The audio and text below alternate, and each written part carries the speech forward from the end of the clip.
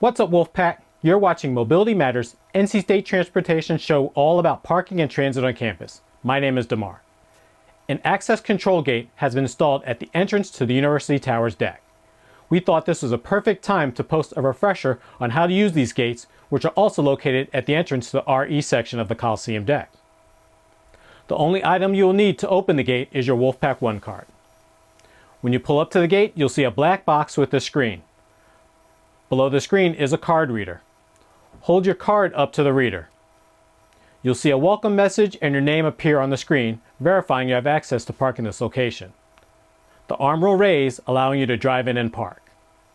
If your name does not appear on the screen or the reader does not appear to be working, call the Transportation Department at 919-515-3424 and have the ID number found on the back of your card available. Do not drive through the gate while it is down. Doing this can cause significant damage to the gate. If you found this episode helpful, give us a like, subscribe, and click that bell to be notified when the next episode is available.